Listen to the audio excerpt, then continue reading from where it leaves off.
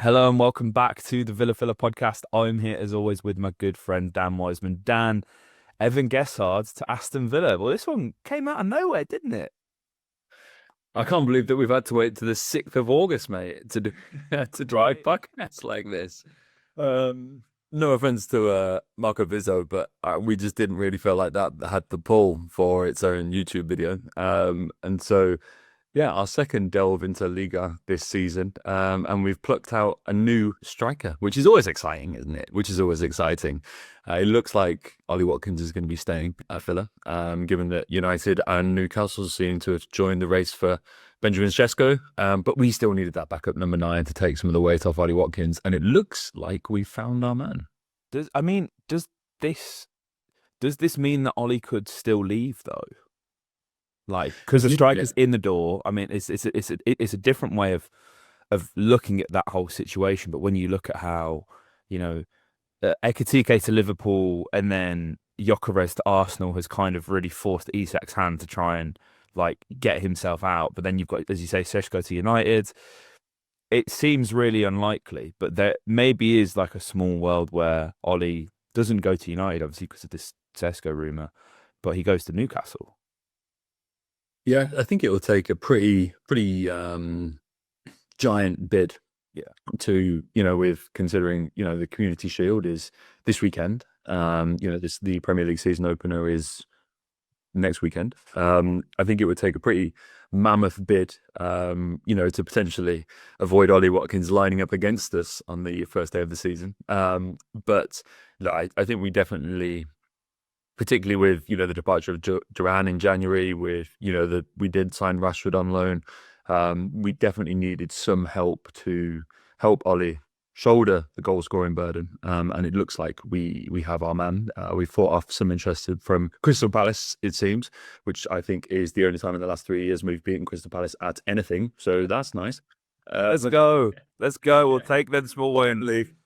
It's like 4-0, and like there's like 90+1 Evann Guessand for Aston Villa.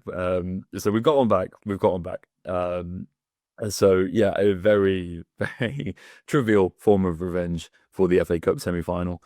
Looks like we've got our man over the line. Medical is booked imminently, it seems. So the player is travelling to Birmingham to kind of finalise, dot the I's, cross the T's, and then it'll be a Villa man. And I think it'd be really really interesting to kind of see how it all works now, because I think we've all been impressed with Daniel Marlin and stuff in pre-season. He looked like someone that we really thought was going to take a step up, and I don't think it quite means that that's not going to be the case, but it almost kind of confirms that we see potentially Marlon as someone that's going to feature more out wide than through the middle. So gives us a few different options, a couple of options to play with. But I'm really, really excited. It's not a player I'll be honest, I knew kind of too much about, but 13 goals, 4 assists, I think, in Liga last season for a 24-year-old. It's not a crazy fee, 30 million euro up front. So what, 26, 27 million pounds, a further 5 million add-ons.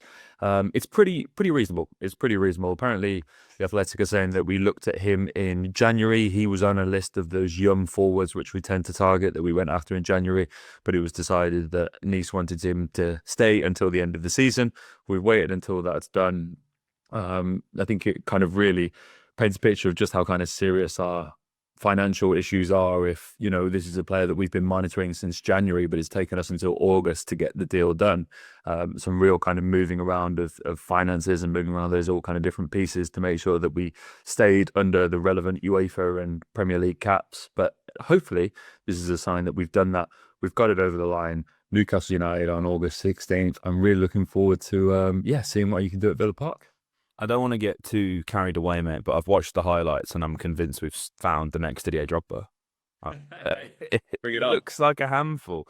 And he isn't that like out and out striker. Like a lot of times he's picking up these positions both on the left and the right. Yeah. On Transfermarkt, in his entire career, it says he's played 38 games at right wing. So I guess that'd be like starting on that right hand side, 13 on the left. Majority of those, though, have come through the middle, 67 games as a centre forward. It's a good option to have, and I think we've seen with a lot of signings that we've made, mate, haven't we? Like, versatility is the key, and I think there's better positions on the pitch where that can be applied, certainly up front when you compare it to a signing like Disasi, who could play right back and centre back. I think we both agree, mate. Was obviously a much better centre back than he was right back, but this is kind of a position where he excels with dribbling. I actually get some kind of similar vibes to Morgan Rogers when positions he's picking the ball up in, the way he's driving at defenders. Yeah. And he's obviously got an eye for goal as well, which is really important.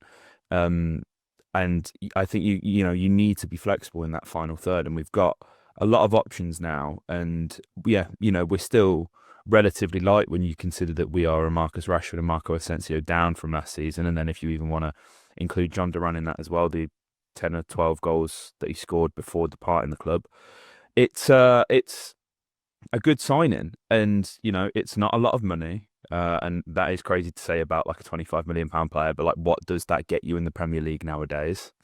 Not a lot.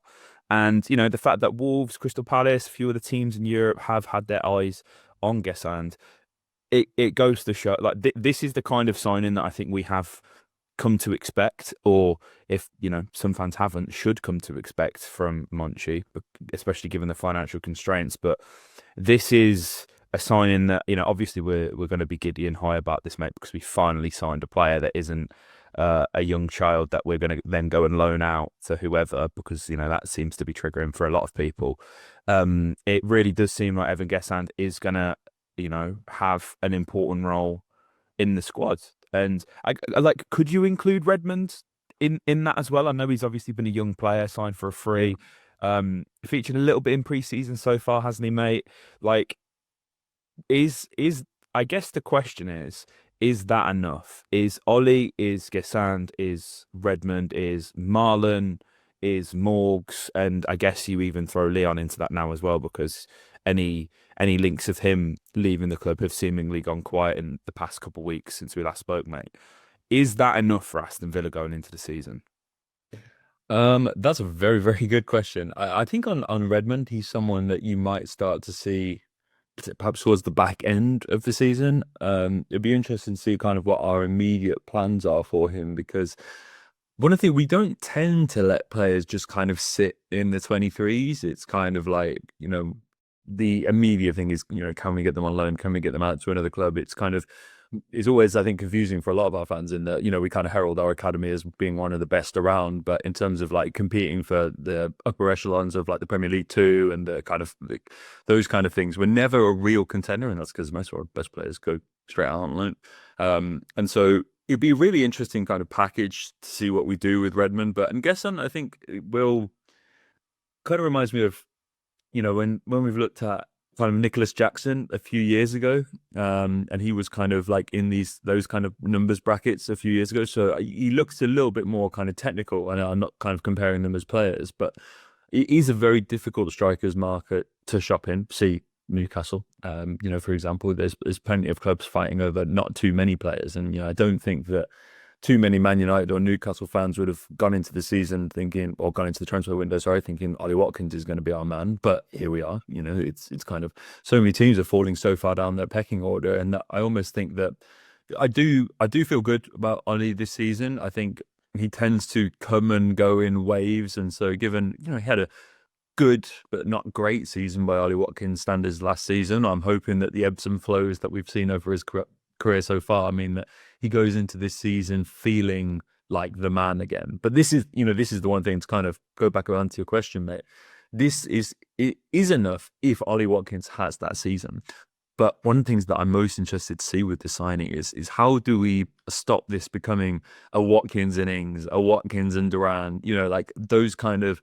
Ollie has given his best to Aston Villa when he's been the only option. But that's not a sustainable way to run a football club when you're competing on 4 different fronts a season. And so we need to kind of get that dynamic right. Whatever has hindered Ollie from being able to deliver his best when there's been another striker kind of peering over his shoulder, we really have to get that right this time, because you don't want to get in, it became pretty apparent pretty quickly last season that John Duran could be the man. Like, he could shoulder the load. You could put him in for games and like he would relish that. But you don't want to put Evann Guessand in that spot straight away. We need Ollie up and running, and that's when we kind of look when you look at how slowly we filtered in players like Marlon and stuff like that. He had really limited minutes. Looks like that's finally going to tick up this season. If that is the path that we tend to take with players, and you imagine that we will do so within Guessand, that can only be done if Ollie's scoring the goals. I suppose we'll have a bit more of an answer tonight at the time of recording when we go and play Roma. Our kind of first real acid test at top quality opposition back in England after our US tour. I think tonight will reveal a lot.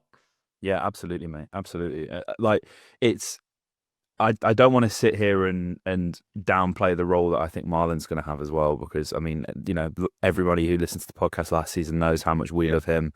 The preseason has been really good. I know it is only preseason. I know it's only St. Louis City and all of this, but he did it against Frankfurt as well, so we can give him that.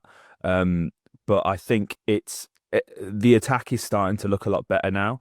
And although Guessand has played in a top 5 league, and he made it into the team of the season last season as well, scored a handful of goals and is just a handful in general. I do see this in a similar vein to the Duran signing that we made, where at the time, although there is a couple years of age difference and certainly experience difference, Guessand has way more experience than Duran did by the time he's arrived at the club. I do think it will be Ollie leading. It can't not be Ollie leading the line, right? I don't think we've got to worry too much about how does Evann Guessand fit into Aston Villa just yet, because I think, as you say, mate, it's going to be about half a season before he or even somebody like Redmond gets like a proper sniff at this. And I think we would be crazy at this point to go into this Newcastle game with Daniel Marlon starting on the bench and blooding in a fresh Evann Guessand purely off the basis that he's fresh, he's new, he's shiny. Daniel, that's Daniel's spot for him to take, as far as I'm concerned, and it keeps Morgs from that position as well, which is was certainly a problem towards the back end of last season, wasn't it, mate? Having a less effective Rodgers play in a less comfortable position out on that right-hand side. If Morgs isn't going to play centrally, he's got to play on the left, not the right. So this is a positive signing in that aspect as well. And there's been whisperings, haven't there, mate, about like Asensio, like his deal to Fenerbahce hasn't happened yet. I think it was Fenerbahce, one of the Turkish teams. Does he come back on loan? I think it becomes really complicated now with this SCR problem that we have. It seems to have been alleviated somewhat. There's a lot of chatter on Twitter about Luca Dean accepting a new contract on reduced terms, much like Tyrone Mings did a couple months ago, which would be significant and is, really encouraging to see, I guess, that, the players are willing to do that, to stick around and to help the club out a little bit, because if we're being honest, they don't owe the club anything. They were given contracts and were given whatever they were given at the time. And it's well within their right to stay as long as those contracts are, earn that money and leave. So, it's a good sign of where we're at as a club and, what Emery does as a manager, that you've got players like that are willing to accept reduced terms, right? Oh, absolutely. Absolutely. And I think that's another thing that you really do have to factor in the signing, is that coming from Nice, it's unlikely that he's been on astronomical wages. This is a player that, if you can kind of keep beneath the, 70, 80, 90,000 pounds a week bracket, that's not something that's easily done in this striker market, because strikers really, really know their value. You look at someone, Nicholas Jackson was a name that was kicked around. There's Villa being linked with. There's now reports today that following their potentially failed pursuit of Benjamin Sesko, that could also be where Newcastle are looking. That's a player that, coming from Chelsea, is going to charge, 100, 150, like in that bracket, because players know how competitive this market is, particularly for number 9s. And so I think that's a really important thing to factor in, is that, it's a good deal on the fee front, but you also imagine that in terms of wages, this isn't going to have a huge impact on the books, particularly when players are, as you rightly say, mate, sticking around and reducing those wages. And so, I think it makes sense on a load of different fronts as well. He's got, good experience of playing in Europe as well. Did so in a loan spell with Nantes in 2022-2023. Got 2 goals in their Europa League campaign. Nice were also in the Europa League, I think, last season. And he, played a bunch bunch of minutes there, got a goal too. And so this is a player that is kind of used to playing in Europe as well. So that, like, it's one of those deals that I think the more that you burrow into it, the smarter it seems. And so, yeah, I think in terms of, it's a shame that you do have to burrow into the finances as much as you do when you make signings like this, mate. But, you know, as you say, great frame, 6'2", a good experience in Europe, came through playing in all of the unders for France, but now is a, you know, capped international for the Ivory Coast. There's a lot to like. Oh, absolutely. And like, you know, you look at the stats immediately off the bat, 213 games, 42 goals, 23 assists. The numbers don't scream at you off the page, but you know, he's 24, he's sort of maturing, he is filling that frame. And I think, you know, like if you look in Ligue 1 to have 22 goals and 16 assists, like for those numbers to be as close as they are, I kind of like it. They're obviously not sky high, but if it was 100 goals and 50 assists, then obviously we wouldn't be signing Evann Guessand, would we? That is the reality of the situation. We are buying potential here, and he's, you know, somebody who is improving each year as that does go on. And yeah, I really like this. Like these are the kind of signings where um, you know, when you know you don't necessarily know too much about the player, so you have to go and do the research. And ultimately, you know, we're not going to know until we see him cross the white line, done in claret and blue, what he's really about. But you know, I hate to sound like a broken record, but if it's good enough for Emery and Monchi, it's good enough for me. I don't think there's been too many, if any, really signings that have been like massive letdowns since Monchi's come to the club. That seems to be an unpopular opinion within a minority of the fan base, but that's just how I perceive things. So I'm excited to see how this one works out, mate. Absolutely, mate. Absolutely. I think it's. Hopefully, we both said, didn't we, on a previous podcast, that we think the most of the business could be done towards the end of the window. That's where things get a little bit chaotic. And don't get me wrong, you can get to panic buying and stuff, but I don't think that's something that this club necessarily does. But it's also where, if you're right, particularly when players are looking to get away out, clubs are looking to get players off the books, worrying about the amount of time left in the window, that you can snag a bargain or two. I think we really do need to address centre back. That's another position where we look to be really, really light going into the season. And I imagine the club have got one eye on. I think it's kind of, 3 or 4 senior centre backs, if you're kind of putting Bogart in the mix as well. So, yeah, that's probably a area that we're, I imagine, quite keen to address. And, I think a lot of things to factor in is that deals that we probably had lined up have probably sorted themselves out over the course of the summer. Emi Martinez probably being the stand-up there. Ollie Watkins as well to a certain extent. Jacob Ramsey looks to be another player that we were potentially preparing for the departure of. And so these players, which, look, I don't think any of us are going to be disappointed, perhaps more so pleased to keep around, are no longer players that we have to replace. And so we probably find ourselves in a position where we were at the very end of last season, whereby the transfer strategy probably was, let's just add a few pieces here and there. This squad doesn't need open heart surgery. It could have done if those players I just mentioned got sold. Rodgers as well. We know he's been on the list of some pretty big names in the Premier League and beyond. And so, given that we've managed to hold on to those guys, tie guys like Booba down to a new contract, get guys signed on lower wages, and then add a number 9, potentially a few more positions by the end of the window, all of a sudden the doom and gloom that kind of surrounded us a few weeks ago could all turn up pretty Millhouse by the end of the month. Definitely. I think there's a couple of other elements at play here in that we've like FFP, not an issue. That's not an issue. SCR is the issue, but we've already agreed and told UEFA that will come down to 70% from the 92% they was at. So yeah, like there have been departures. Ideally, there's more, and ideally, they go for fees as well. And it's not a case of we have to pay up somebody like Leander Dendoncker. Sorry, I just named my pro club avatar there. Dan Donker. I've made myself Dan Donker on pro clubs. Yeah, why not?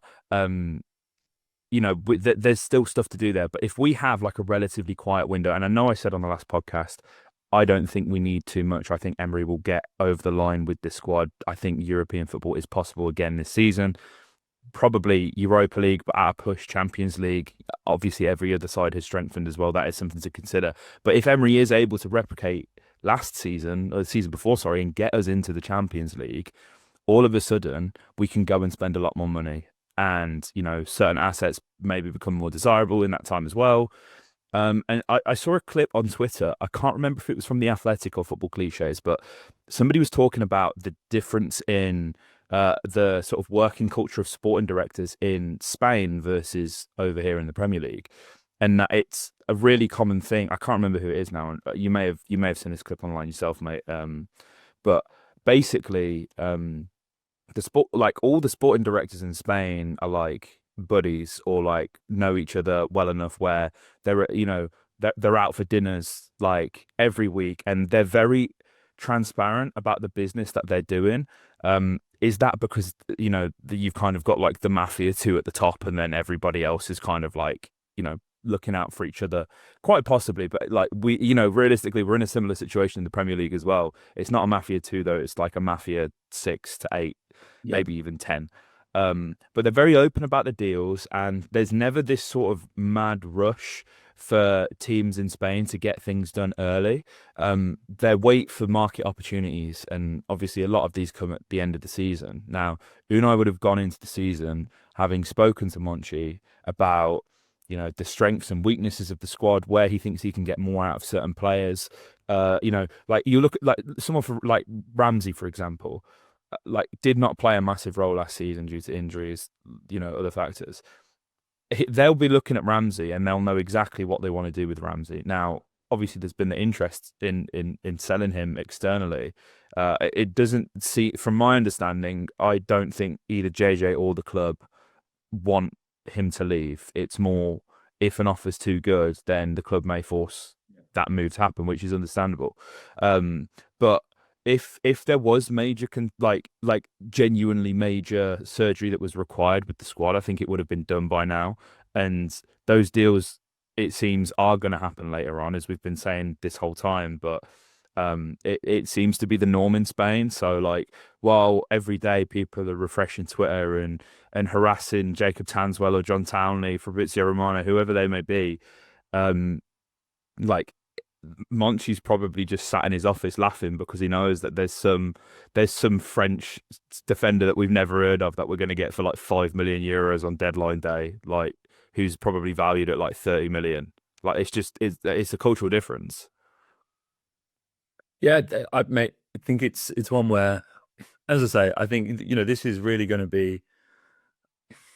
I mean, the pressure is on, right? Because we do, I don't quite subscribe to the idea that it's been a disaster window or anything like that. There was that kind of chatter, the Özcan deal, I think, did confuse a few people, and understandably so. There's not a kind of huge fee involved there, and I think when signings are a little bit like guys like, Barnechea and stuff, these guys that we never really got to see in a Villa shirt. Özcan could well join that list. You had Samuel Illing Jr. and guys like that to it. Quickly, you always pine for quite what you can't have. I don't think any of those guys are quite the needle movers that perhaps they're built up to be on social media. But when transfer business is so, and you've got these guys that are performing well in respective leagues in positions that maybe you could use a helping hand in, it is a little bit maybe frustrating, maybe confusing, whatever you want to call it. But I think deals like this, and if we can be shrewd towards the end of the season, I don't think, as you rightly say, mate, we'll go back in for an Asensio or something like that, because we've already been burned once by that, and we don't know what this season will hold. I don't think anyone is going into this with the expectation that we'll be back fighting in the Champions League next season. It probably is going to be more about consolidating, competing well in the Europa League, and kind of ending up in that similar league position again this season. And I think when you look at our squad, it's already more than capable of doing that, because we've done it last season, and I think with a couple of clever pieces, I think we can be right back in that mix again. Absolutely. Guys, let us know your thoughts in the comment section down below about this transfer. Are you excited? Evann Guessand, I'm certainly looking forward to seeing him. This has got like FA Cup third round, Carabao Cup early round, starting written all over it. So I'm excited to see what he can bring. And yeah, hopefully, mate, we'll be back soon talking about a couple more transfers. But I think preseason's been good. Like this is, maybe the start of a couple more in through the door, so that's obviously good as well. I don't expect this to be the final piece of business that we do at all. But yeah, let us know your thoughts in the comment section down below. Subscribe if you haven't. Like, follow, share, download, all that if you're on Apple and Spotify. And up the Villa.